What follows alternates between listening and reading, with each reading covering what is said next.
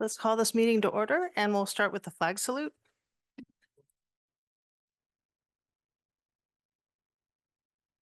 Pledge allegiance to the flag of the United States of America and to the republic which stands one nation under God, indivisible, with liberty and justice for all.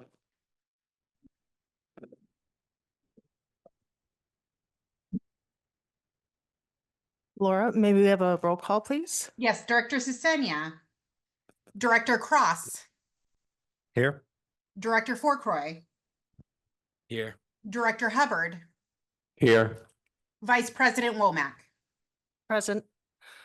I'd like to welcome our new lawyer and our new director. So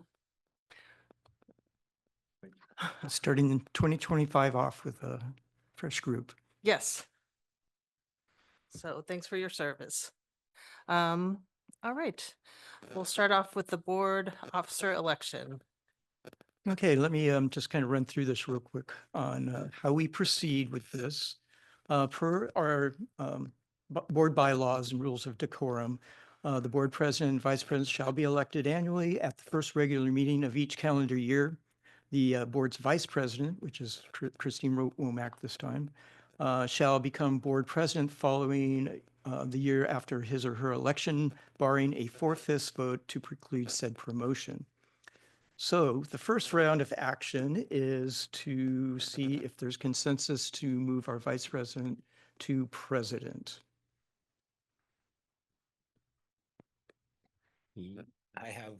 I want that to happen. I have consensus. No objection here. Same here, I agree. Great, then we can definitely move on to the next one.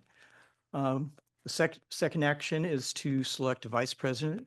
There can be nominated solicited. If there's no more than one candidate, then we don't need to take a vote. If so, if there's two or more, I do have ballots available for us to elect. So that's up to the board to nominate. I'd like to nominate Matthew Fourcroy. Sounds good to me. Think we have consensus. Can I So- get a second? I will second that, please. Thank you, Rich. Thank you, Laura. Okay, we can move on then. All right. I guess we need public comment for board elections. Is there Oh, any? all right. Let's open it up for public comment on the elections. If you'd like to make public comment and you're online, please raise your hand. And if you're in the boardroom, please come to the podium. There's no public comment online. Or in the boardroom? We'll start with the fire department report. Oh, fire. Oh, they may not be Yeah. here. Paul and his backup, Josh Taylor, are both gone. Yeah, that makes sense. Let's. So we move- do have a written report in the packet and hopefully they're all safe. Well, we definitely appreciate their service. Sheriff's, do we have a sheriff's department report? There's no one online for the sheriff department. Oh, he's in the boardroom. Oh, perfect. Sorry. Even better.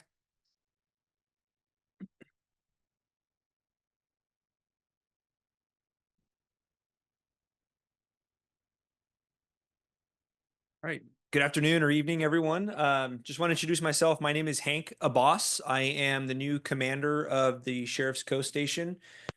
Just to let you know a little bit about my career, been in peace officer for 18 years. I spent a majority of it in investigations, but my time in patrol has been here at the Coast Station serving as a deputy, as a senior deputy, and recently as a sergeant before I went into supervised investigative unit, and I'm now back as the commander of the Coast Station. So I'm glad to be here, and thank you for having us or having me. So with regards to our report for the calendar year of December, we had a total of 403 calls and compared to 415 calls from last year in the same time period. Of note were 3 assault reports, 18 disturbances, 47 enforcement stops, and 39 preventative patrol calls for service. Something that we did want to bring up is we have been noticing a slight uptick of thefts from people's porches and people's vehicles that tends to happen, particularly around the holiday area where there is a lot of packages that are left at doorways. So just as a reminder, if you have somebody that you could potentially alert to retrieve your package for you, like a trusted neighbor or somebody that could swing by, that's highly recommended in order to protect yourself from loss in that regard. And then with regards to thefts from vehicles, be diligent in locking your doors at all times, frankly, your vehicle doors. And if you have anything in your vehicles that is of value, don't leave it there, or secure it in your trunk, or try to disguise it or cover it as much as possible, again, in order to make yourself a more harder target or a more challenging target for somebody that would be looking to victimize people in the community. Thank you. Any questions from the committee? No, but good to meet you. Thank you for being here. Thank you. Yeah, thanks. Thanks for your service and thanks for your report. Appreciate it. All right. Thank you. Do we have a California Highway Patrol? Yes, report? they are online. All right. All right, good evening, everybody. Lieutenant Santor with the Highway Patrol. Hope everybody had a good New Year's and was safe. Report for this month. I'll start out with the crashes that we had. We ended up having 3 non-injury hit and run crashes, 2 minor injury crashes, and then 1 non-injury crash. Also, that we did arrest 1 impaired driver from the roads. During our last meeting, we had some concerns about some crosswalks and school zones. Want to let you know we did have some additional enforcement out there. However, they were not able to cite anybody or make any stops during the times that we were out there. And this was for the crosswalks on LOVR, as well as the Saturday morning soccer parking out by the middle school. But we still are going to be having people out there, but I just want to let you know that we did put additional units out there to address those concerns. So that's the end of my report, unless you guys have any questions for me. Oh, terrific. Do we have any questions from the board? I don't think I have a question, but yeah, thank you for responding to those requests about the crosswalks for sure.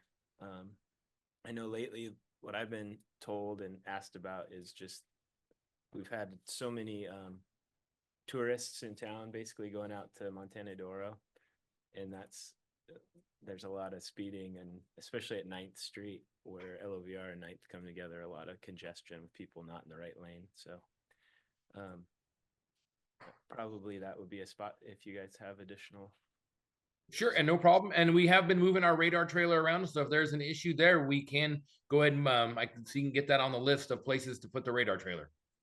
Yeah, maybe there are Palisades, but yeah, that area I've gotten a few comments from neighbors around, like, hey, what's going on with that? So All right. Yep, I will take note of that, and I will let my officers know it, and we'll put some additional patrol out there. okay, thanks. All right, terrific. Thank you. All right, so we have a Public let's open comment. it up for public comment on the public safety reports. If you're online, raise your hand, and if you're in the boardroom, please come to the podium. There's none online. Okay, none in the boardroom. We have a presentation of our 2023-2024 audit, and it was clean with no findings, so we like that. Great presentation, Chris. No. We're done now? We're done now. Yes, it's our pleasure to bring forward our annual, financial audit for fiscal year 2023, 2024. Some of the key points, it's quite an extensive document. We have it online. We gave you some of the highlight documents in the agenda packet. But the district's financial position strengthened to about $4.1 million, which included about $282,000 of grant revenue. It was nice to see our water service fees increase to about $333,000 over fiscal year 22-23. Revenues had been down, so it's nice to see those coming back up. Property taxes performed as expected. We did have about 1.84 million in revenue, primarily due to the overpayment settlement with county fire, which was about 1.2 of that. So the rest of the property taxes performed as expected.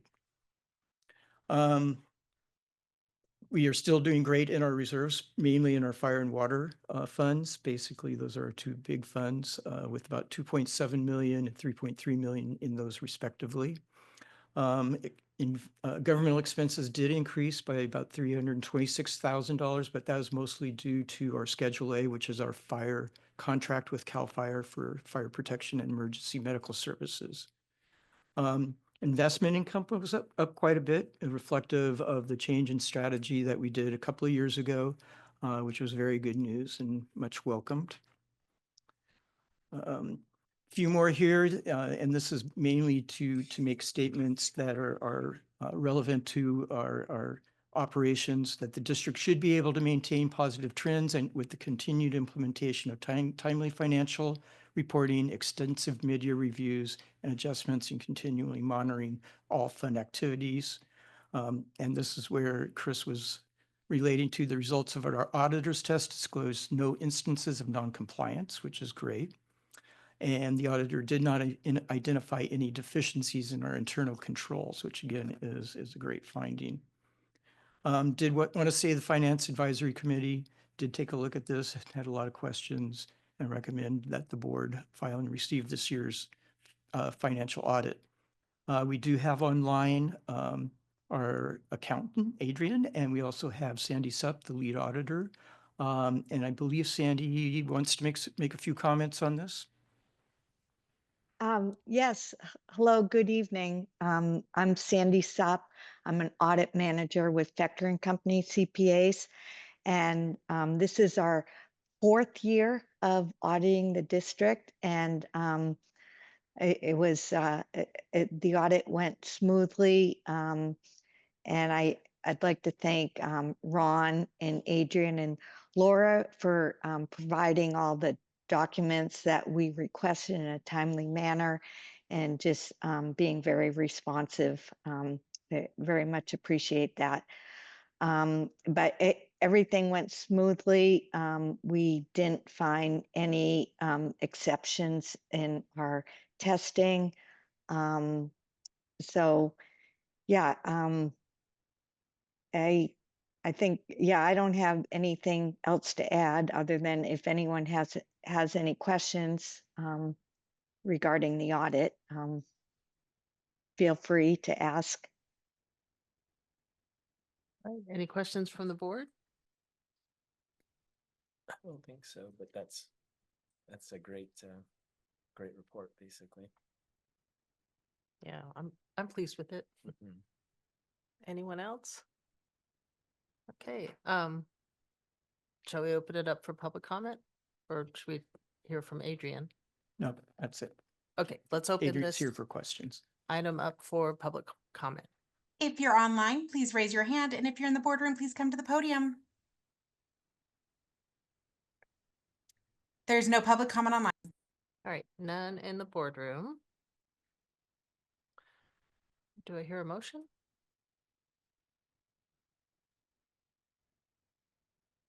I'll move that the board receive and file the fiscal year 2023-2024 financial audit as presented. Go ahead. Our new people, let's do it. Come on, Rich. I'll second that, please. All right, all in favor? Aye. Aye. Aye. We don't have to do a roll call, do we? No. Okay, all right. Next, public hearing about the solid waste connections proposal. Yes. Oh. To do I follow have to procedures, open? we need to open the public hearing. Okay. And I daggered it. But let's open the public hearing. Great, thank you. Just a little bit of background on how we got here tonight. Back at our November 7th meeting, we had an extensive, detailed presentation provided by R3, our solid waste consultant. And I do want to say both Garth and his associate Jordan are online to answer questions tonight. After that deliberations, the board tentatively supported the 2025 solid waste rate increase as presented, approved mailing out the Prop 218 notice. We set the hearing date for tonight. And along with that, we requested that the board tentatively support the new rate setting methodology that was to be implemented with the 2026 rates, but also played into the rates that we're seeing tonight. Just a little bit of a summary. The 2025 application presented by Mission Country Disposal projected 2025 costs providing, to provide service on the actual costs of providing service. The results for the most recently completed year, which was 2023, which were based on the audited financials supplied by Mission Country Disposal, projected the current year 2024, which was based on the year-to-date information they had before they submitted the application back in 2024, at the end of 2024, and then projected the results for the next year, which we're in now for 2025. The reason for the increases, which were outlined in the Prop 218 notice, were higher organics processing costs to the external facility and capital operational costs. That's the anaerobic digester that our green waste goes to. Landfill tipping fees went from $41 a ton to $70 a ton, reflecting market adjustments. Collection costs, including labor, vehicles, and other expenses and overhead, of course, went up associated with inflation, things that we've all been experiencing. And we're phasing in a profit allowance from 9% or from 7%, excuse me, to 9% in 2025 and 10% in 2026. With that, though, we did negotiate some service enhancements, introduction of new services like cart exchange, especially with our organics or food waste going into the green waste container. People might want to get that cart exchanged. That means it'll be cleaned and they'll get a different cart in exchange for that. Bulky waste collection during cleanup week, one free large item. And all that'll be partially paid for through the rates. We did do a new depreciation schedule on the trucks from 7 years to 10 years, and there's a slightly reduced our cost or the cost of the increase. But here's how what the rates are in are funding, the expenses that they're funding. Collections of services 50%, 56% of that. Post-collection, that's the landfill, that's the recycling facility, and the organics is 29%. Our franchise fee is 10%, and the actual profit allowance is 5% of the pie. So in summary, the analysis highlights the balanced approach we're trying to do, covering costs while maintaining fairness, stability, and rates, and incorporating elements of the proposed new rate-setting methodology, which I mentioned. Which was tentatively approved by the board back in November, which resulted in the recommended 13.18% rate increase. So what I want to schedule, how I want to structure this is we'll take board questions right now, and we'll come back to public comment at the end of the presentation. But if there's any questions that you'd like to ask me or our consultants online before we move into the new rate setting methodology. So basically, one of the ideas behind the new rate setting is to not have a giant increase like we did Right, we'll before. talk about that next, but if there's any questions specifically about what we're dealing with tonight on the actual rates. Yeah, I wanted to just have a little more background on the organics processing, because I know that was a big part of the past rate increases, and I believe that's not our choice. We're doing that to come for because of a regulatory mandate, right? Right. It's complicated, and because that facility is independently owned, and Mission Country or Waste Connections, and Jeff Claren is in the audience tonight too, and he may be able to help me out there. But it's independently owned and operated, and there's a contract between Waste Connections and HCI. I think it has a new name now, but anyway, HCI, which owns the facility. The advantage of the anaerobic digestion process is that it complies with all the new regulations coming down for emissions from typical composting, which are windrows that emit emissions from the composting process. It has been expensive. They're trying to bring it back up to through maintenance to a design. It was kind of the original engineering was to bring it in under budget, and it's needed improvements to make it actually operate. Got it. So we're seeing that. Jeff, could you help us out on what some of those regulations are and how those have phased in. And I know some of that has been with like food waste. Yeah, that's actually what started with SB 1383. And then actually what it was a proactive approach before SB 1383 came out, because what they were going to do is pretty much promote anaerobic digesters, which this is. So people in San Luis Obispo County actually looked into different processes. Taking this anaerobic digester was from Switzerland, and basically this is the first digester in North America, and it started in San Luis Obispo. So when you look at it being the first, they found some, being the first is great, but there's also things that they can learn from. I think when they have this all over Europe, and one of the things they did, this is their first area where it's actually near a beach community. So one of the reasons why the big cost increases came up, not only because it's SB 1383 related, but a lot of the sand, a lot of their metal parts were wearing a lot faster. They were anticipating, 7, 8 years. These were being replaced in the first year. So that was a lot of the big costs that they didn't find out. So they're going through the motions now, and then this increase is just a little bit part of that. And right now it's working well. They're taking all the material. They're taking all the material from all the waste connection sites that we're taking out, and they're producing a composting product. And it's an anaerobic digester. So if you take an open composting in the area, a lot of that emissions go up in the environment. Where this one, where they're actually recovering it and actually producing energy through it. So, I mean, basically we've had state law that's driven more reuse of waste. Correct. And which is why we had to, as a whole area, fund that piece of equipment. And then we're in San Luis Obispo County, so then we have to take care of the air emissions and everything to put that piece of equipment in, right? Yes. So I just wanted to highlight that a little bit because I mean that's the voters passed that, and now we're sort of paying for it, which has a lot of benefits. It sure does. Yes. But we're starting to see that on our bills.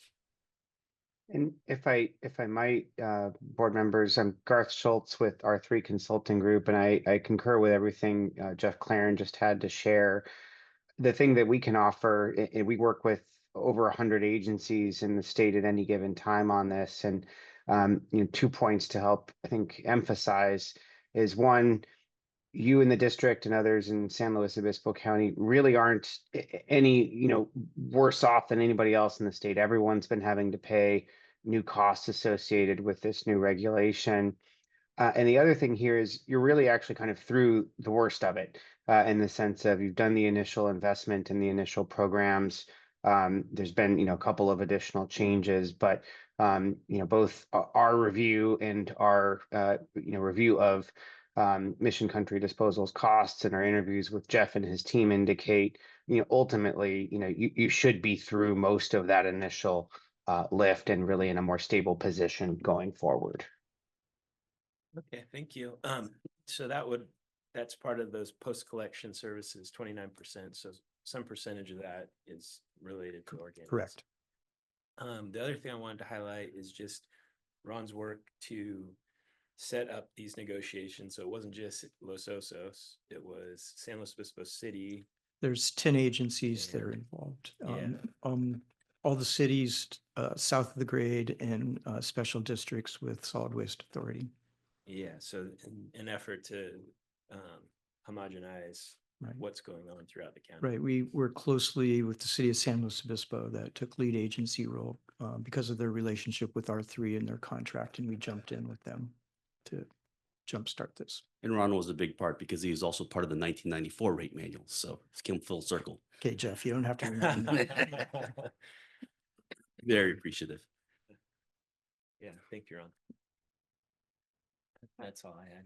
One of the extra benefits actually from this program, if you're a gardener, you can go out to Los Osos Valley Nursery and pick up compost free Yeah. from the plant processing facility. So Any other questions from the board? If not, we'll move into the second part. And Well- like I said, we'll come back to public comment after all the presentation. I Okay. Just want to be clear on the board and comments there. So moving on, part of the action that we're recommending tonight, and it is interwoven with tonight's rates as well, because we used pieces of the new methodology in the rate that was created tonight, is the new annual solid waste rate adjustment methodology. As Jeff mentioned, the old methodology was created in 1994 by the city of San Luis Obispo, which I was a part of, and had been in place since then. But we were recognizing that it was outdated, really needed a new look. Things have changed a lot since 1994 in the waste industry, and so it was long overdue.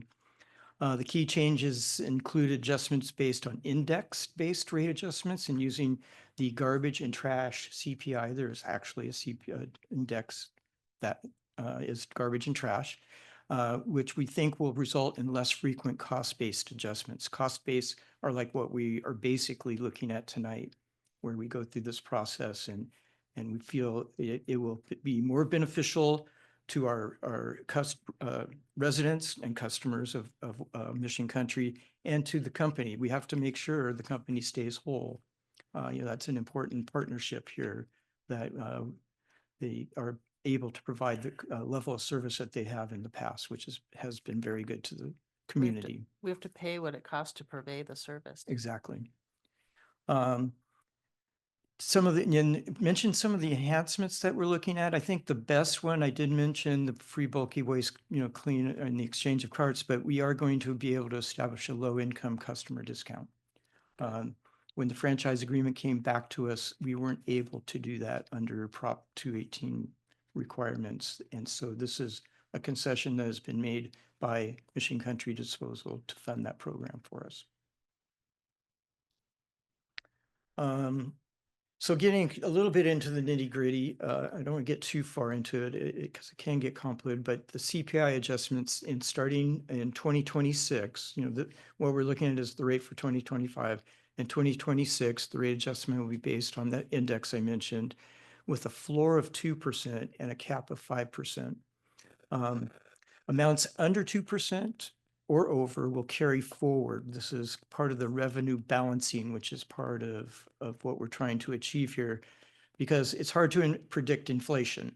We've seen years where it's been way higher than 5%, but before that, years where it was quite low, like more around the 2%. And so in order to kind of smooth that out, any surplus or shortfalls will be accounted for from year to year. And there's examples in the agenda packet that get kind of into some technical, and that's why Garth and Jordan are online and can explain if there's any questions on how that works. But basically, it's trying to keep it smooth, so it can go over 5%, but the hope is if inflation is under control, it could maybe be 6% or somewhere like that. But it can also go down. So it depends on what our economy is doing and the inflation's doing. And that's all part of the revenue reconciliation mechanism that we'll do each year to see where we're at in terms of Waste Connections or Mission Country's costs and inflation, and to determine where that actual rate ends up. So again, as we know, we've experienced some dramatic rate increases over the past few years. And so this is, I think, a fair and equitable way to smooth that out. And what's very important, that this new methodology, it would be consistent with Prop 218 in the way we determine rates. And, it's trying to project stability. So my conclusions on this, based on all the work we've been doing through most of 2024, is the methodology is expected to stabilize annual rate adjustments, align with regulatory mandates, as Jeff was saying. We're under a lot of pressure from regulatory mandates, and improve transparency and cost effectiveness. And then we'll have these enhanced services and rate structure calculations that ensure equitable and sustainable solid waste management. And that's both for the community and for the hauler, Mission Country Disposal. So any questions about the rate structure amendments, take those, and then we can go to public comment. If the board has any. Any questions from the board? Yeah, I have a question on the, says the implementation of measures like low income customer discounts. Now, who determines what a low income customer is? Well, the way I believe it's going to work, and you might help you, Jeff, because you have it in other areas. There's certain requirements. When I worked for the city of SLO that had low income for water and different things, it was they could provide verification through the PG&E Care program. Why don't you, Jeff, if you've got some. Yeah, so what we've said is that we will follow whatever the utility is doing. So a lot of communities have a low income program, and they either use the PGD Cares program, and then they have it, and we will just get a list and work with the districts. And if they won't have one, then we'll work with the district and kind of figure out how best to handle that. Where, you know, we figured there are a few districts that already have them, so if we just piggyback on them. So That was it's the some intent. sort of verification, typically from another utility Yes. that will accept. And that, we'll be handling that, in cooperation with Mission Country in terms of determining, the validation of the low income status. Good question. Any other questions from the board? All right, let's open this item up for public comment. If you're So for online, please raise your hand, and if you're in the boardroom, come to the podium. Right, for public comment, if you want to make in the boardroom, just, come up behind here and you have 3 minutes. And state And your at name, this please. time, there's no public comment online. Okay, and please state your name. Thank you. How many people do we have online? We have 3 currently. Okay. Hello. My name is Jeff Simons. My wife Suzanne and I are here tonight. We're 20-year homeowners in Los Osos, and we recently retired in 2023 full-time here in Los Osos. My wife Suzanne and I are against the 2025 proposed rate increase for the solid waste collection by Mission Country Disposal. We're retired and living on a fixed income. The outrageous 97% increase in 2023 was a shock to our monthly budget. Needless to say, the additional increases since then have compounded the affordability issue for us. As property owners and residents of Los Osos, we believe that the proposed 13% rate hike this year is excessive and will place an undue financial burden on the community. We're also concerned that the excessive cost will automatically increase again in years 2026, 27, 28, and 29 without public opportunity to oppose the increases. Other solid waste haulers in San Luis Obispo County do not seem to be having trouble with their budgets. Perhaps replacing Mission Country Disposal with a more efficient company should be considered as a reasonable solution. The proposed increase of 13% in solid waste fees is significant and comes at a time when many residents are already facing financial challenges. The cumulative impact of such increases is detrimental to the economic well-being of our community. We urge the board to reconsider this proposal and explore alternative solutions that do not disproportionately affect the residents of Los Osos. I also want to make a comment that the format of the protest is, if you want to not agree with it, it's automatically going to get approved and ramrodded through. It could have easily also been, if you support the project, we won't approve this project unless we have enough people supporting it. It's the same thing. It's kind of both ways. So I don't know anybody that would support a rate increase voluntarily. So I'm hoping that enough people show concern, but I appreciate your time and my ability to talk to you tonight. Thank you. Thank you.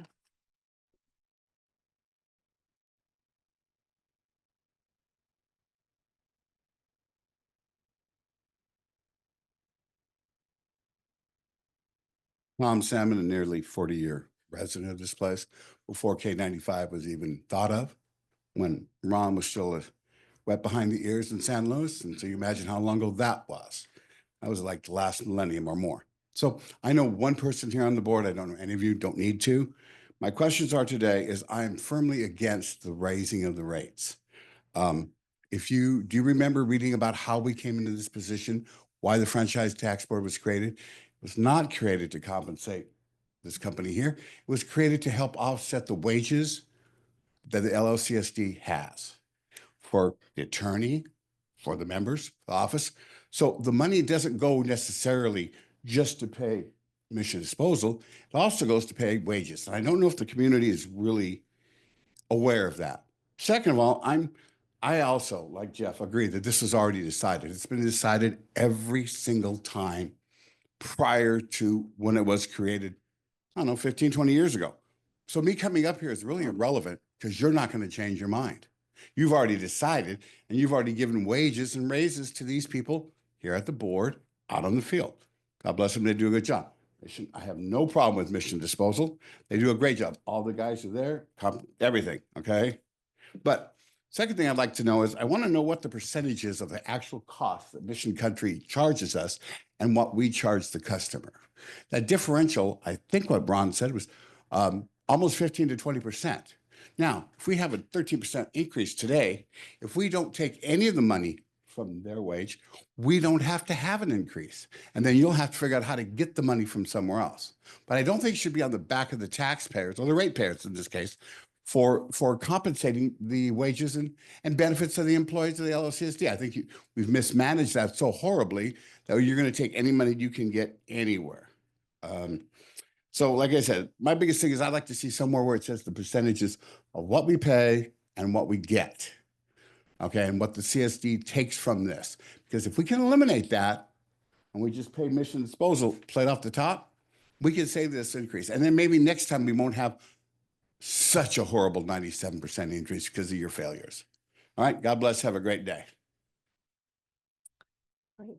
Thank you. Anyone else?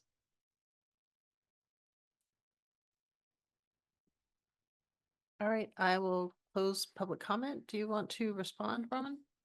I'm not sure what the questions would be. I think what Tom was talking about is our franchise fee, which we do take a percentage for my salary and Laura's in the work we have to do to maintain the franchise agreements and comply with state law. It's not a very large percentage. The rest of that, or a portion of that, goes back to pay a loan to the county that we incurred back in the wastewater days.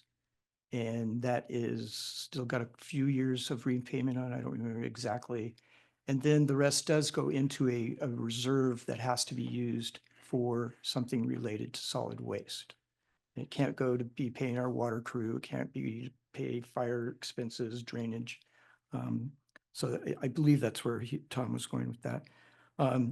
We do understand, the 97% rate increase happened under the county watch. And it was unfortunate. There was quite a significant increase in that. It's around 41-ish%.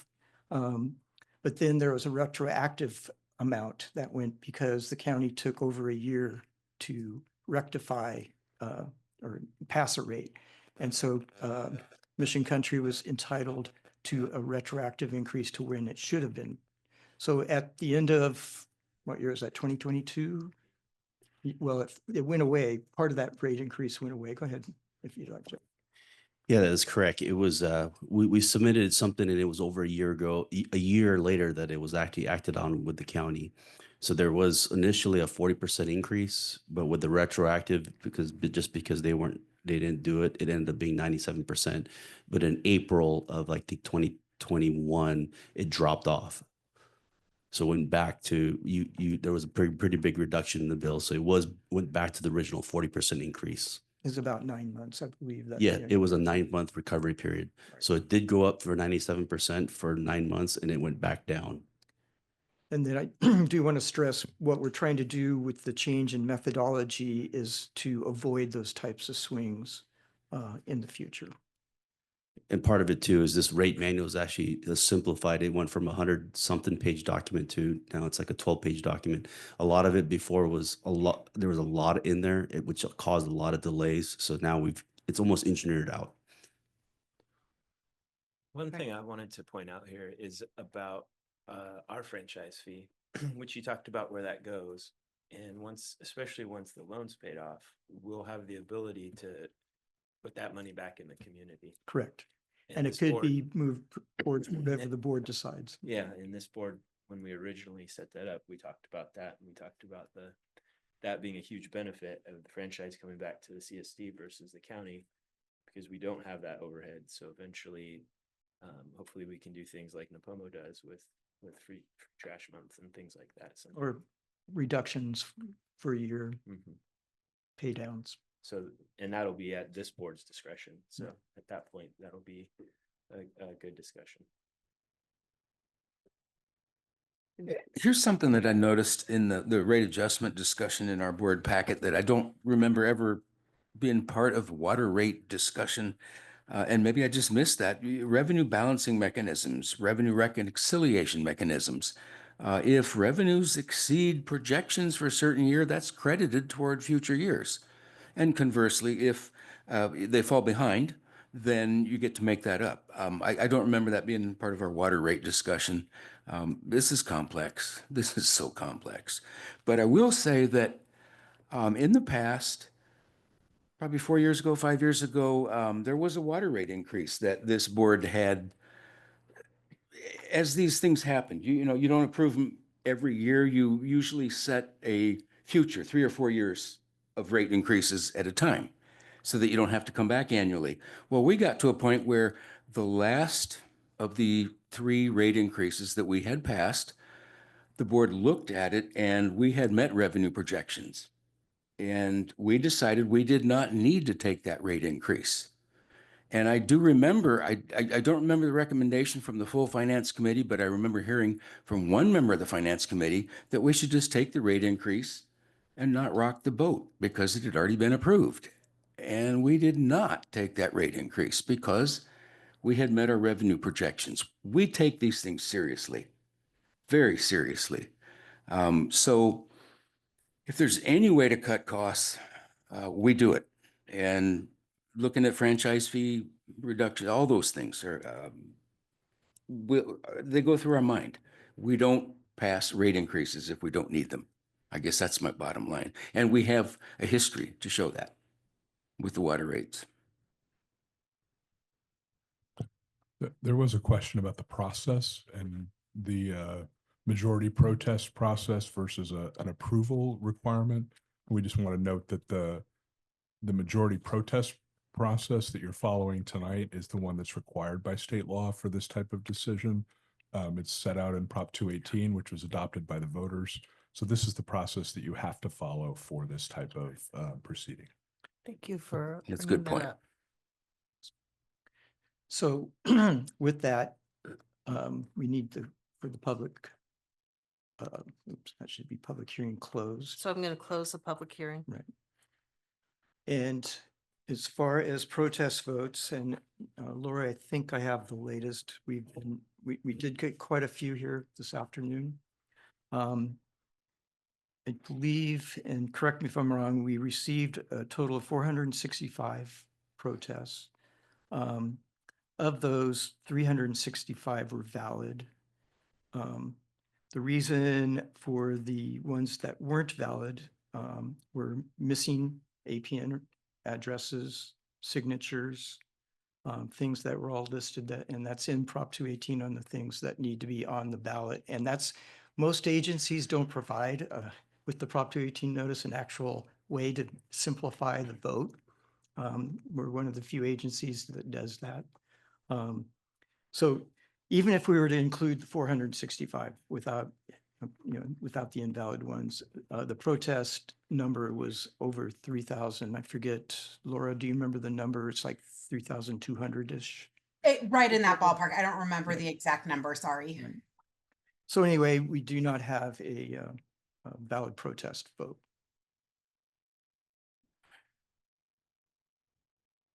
All right.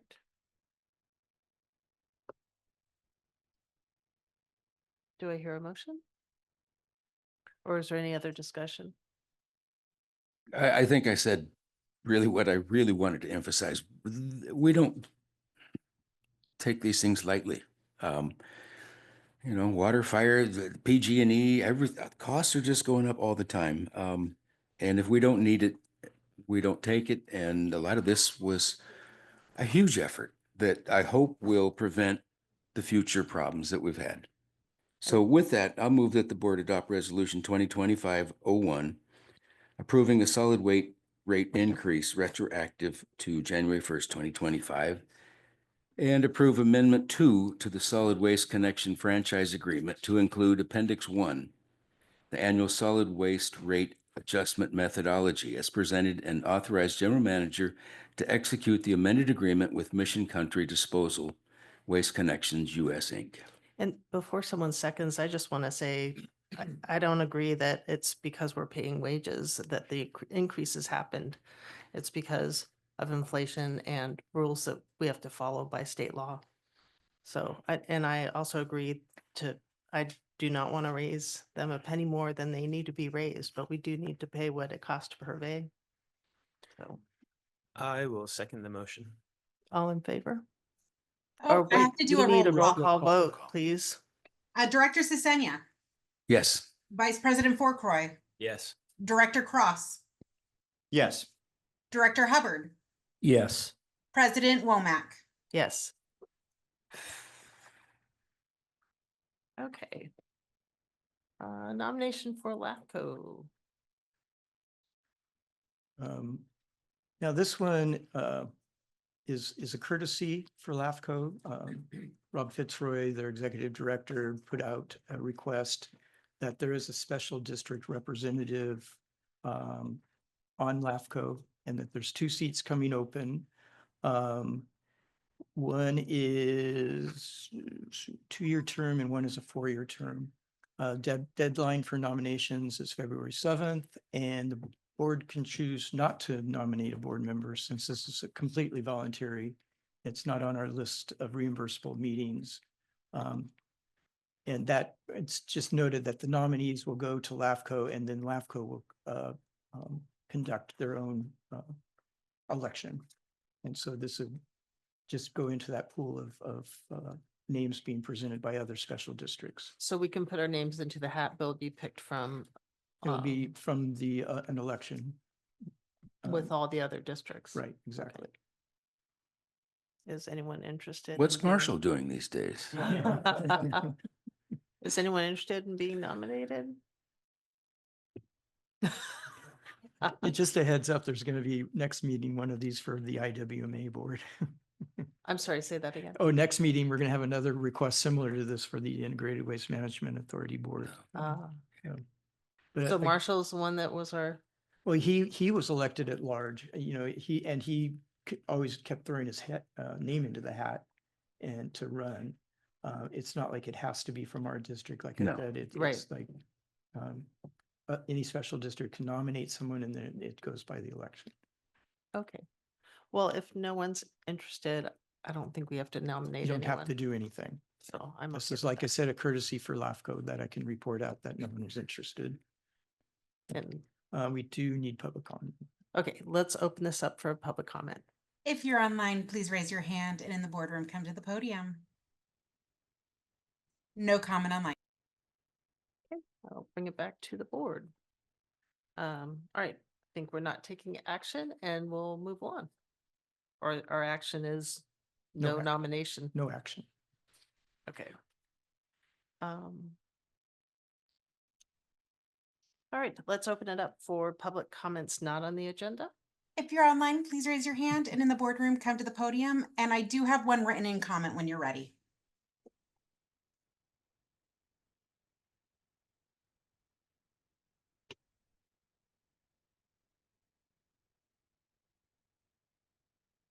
Thanks. Good evening. My name is Andrea Luker. Welcome to your new directors. Thank you to your existing directors, and welcome to the new attorney. Andrea Luker, I'm speaking on behalf of React Alliance. We're a nonprofit, nonpartisan volunteer organization that opposes the proposed offshore wind projects off our coast. I'm here as a positive to invite you to an event and the general public to an event on Saturday, January 18th, beginning at noon at Morro Rock. We're hosting an event in opposition of offshore wind, and the event is called End It. This is incredibly a nationwide event, overall sponsored by the recently formed coalition called NOAA, which stands for National Offshore Wind Opposition Alliance. This national alliance is a one-issue coalition made up of environmentalists, fishing and community organizations, tribal nations, and groups like our own local React Alliance. The event at Morro Rock, held rain or shine, will include several short presentations. And then at approximately 12:30 p.m., attendees will be encouraged to peacefully march along the Harbor Walk and the Embarcadero. Signs will be provided, or you can bring your own. The event is focused on letting the incoming administration, federal administration, know that with a united voice, there is significant opposition to offshore wind from the East Coast to the West Coast, and the promise to end offshore wind must be kept. The National Day of Action will not only be held in Morro Bay, but also in numerous other locations, including Richmond, Virginia, Ocean City, New Jersey, Atlantic City, New Jersey, Mahopac, New York. Hopefully I didn't butcher that for those New York people. Seaside Park, New Jersey, Coastal Massachusetts, and Long Beach, New York. To date, there are over 20 regional anti-offshore wind groups from the East Coast to the West Coast participating in this, with that growing daily. The actions in each location will be individual as the groups and the locations they represent, from outdoor rallies and marches to indoor gatherings with expert speakers and music, and perhaps even the pop-up guerrilla protest, not in Morro Bay. This event is a public outcry of national solidarity and opposition to the destructive, costly, and inefficient offshore wind industry. The tagline for the event is "Two Coasts, East and West, One Voice." For more information about the offshore wind in general, please visit our website, which is reactalliance.org. And we hope to see you at Morro Rock at noon on January 18th. Thanks a lot. Thanks, Andrea.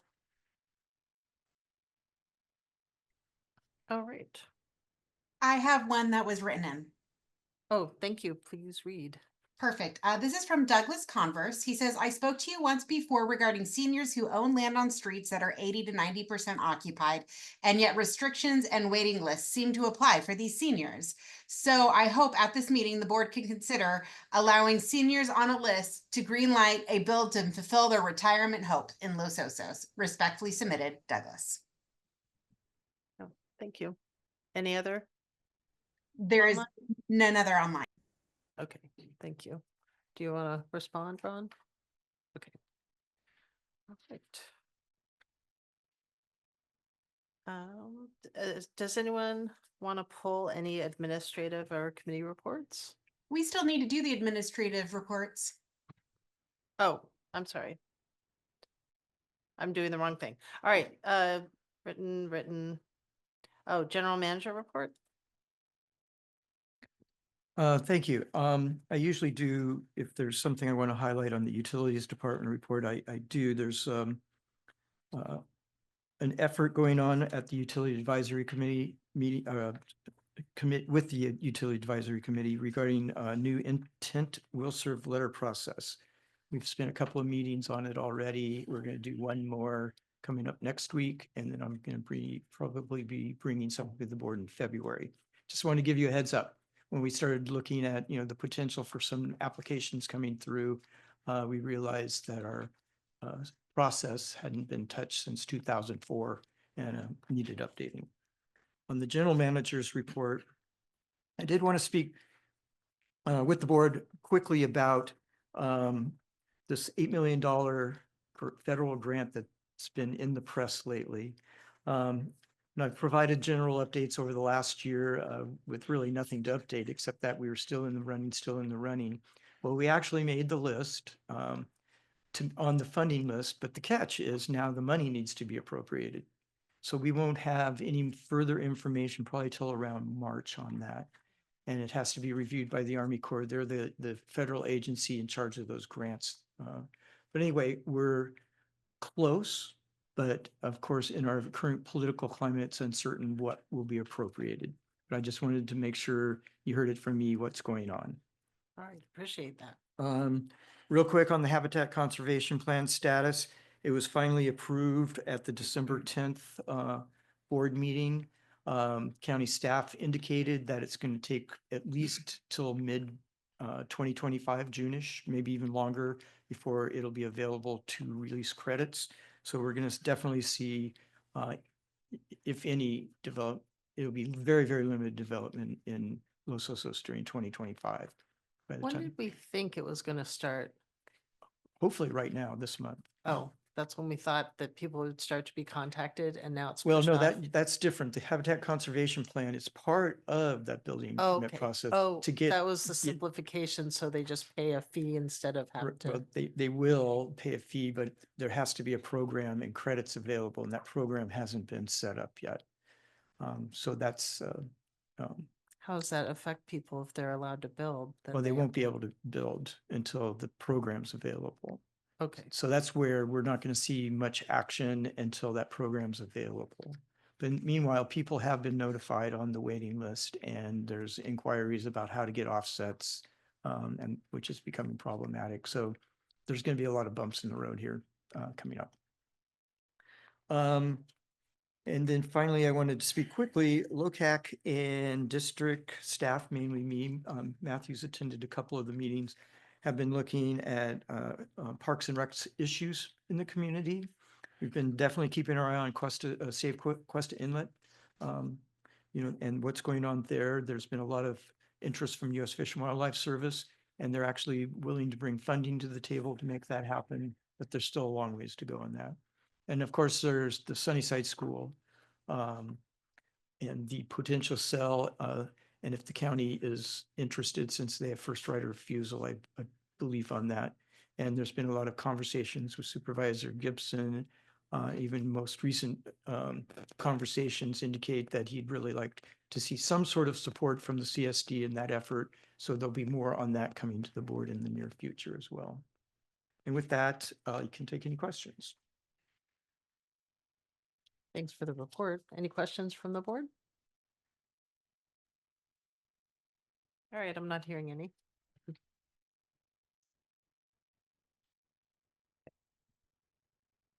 Utilities Advisory Committee? Well, you heard Ron mention the will serve process that we're reviewing. That was Sorry, Chuck, I stole your thunder. Yeah, that was the big issue that we've been talking about. If the county's gonna be issuing, we should be ready to make our process fit theirs. But as we've just heard, we got a 6-month just kind of a pause on that. Thank you. Any questions for Chuck? All right, finance. I believe the finance committee recommended that we receive and file the audit. And I do it backwards. Do we receive and file the warrants? And Approve the finance financials. The financials. Right. So that's about it. Okay, and no report. Any directors' announcements of district and community interest reports or attendance at public meetings, training programs, conferences, or seminars? Anyone have anything? Okay. Appointments of district advisory committee chairpersons and vice chairpersons, and appointments of district representatives to outside agencies by the board president. So where's my notes? That's why I had to run back and get this. So mostly, I'm keeping a lot of the appointments the same.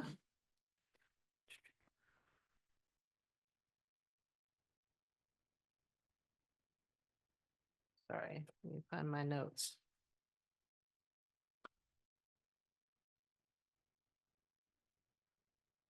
There it is, big dog here. Okay.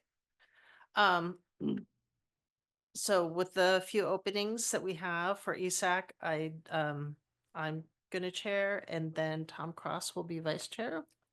For finance, I'll stay chair, and Tom will be vice chair.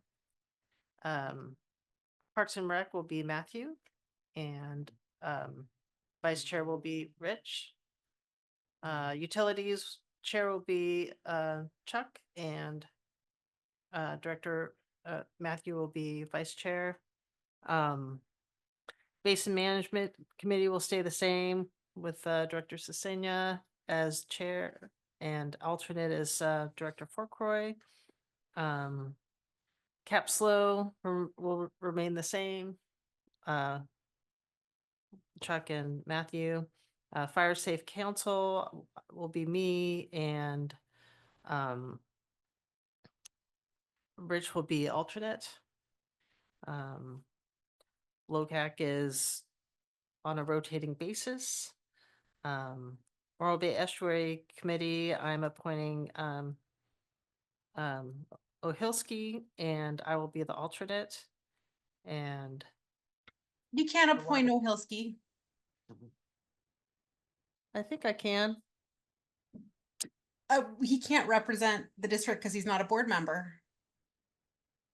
I didn't think he had to be a board member. I'll be Ron, the backup.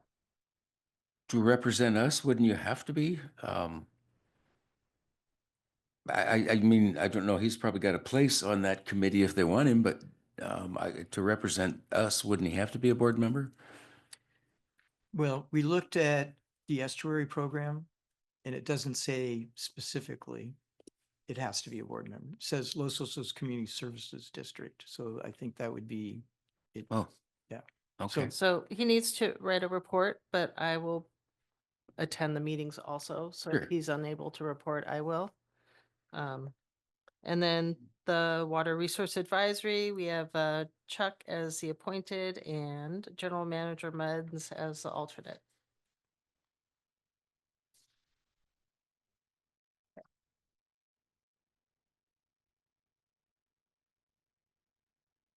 Oh, all right. We have to do the ad hoc committee to review the bylaws. And Tom, I was hoping you'd help me with that.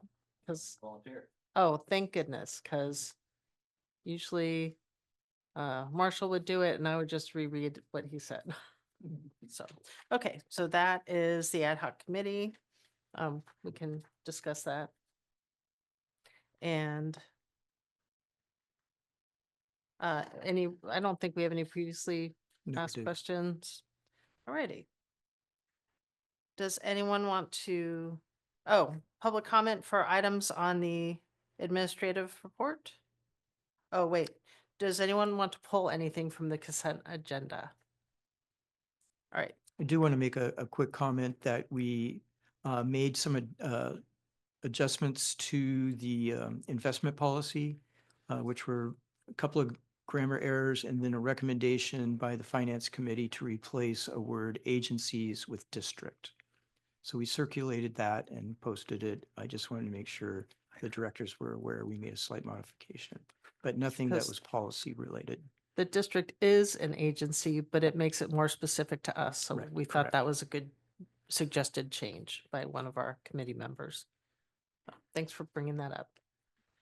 All right, public comment for items on the administrative and committee reports and the consent agenda. if you're online, please raise your hand. And if you're in the boardroom, please come to the podium. There's no public comment online. And none in the board. And then I move that we receive and file the administrative and committee reports and approve the consent agenda. I second that. Do we need a Roll roll call. call? All Yes, right, we roll do. call vote. Vice President Forkroy, Yes. Director Cross, Yes. Director Sisenia, Yes. Director Hubbard, Yes. President Womack. Yes. Okay, any future agenda items? And any closing board comments? All right, well, welcome again to our new directors and our new lawyer. Appreciate all of you. And I will adjourn this meeting. Happy 2025. Well, guys. Yeah.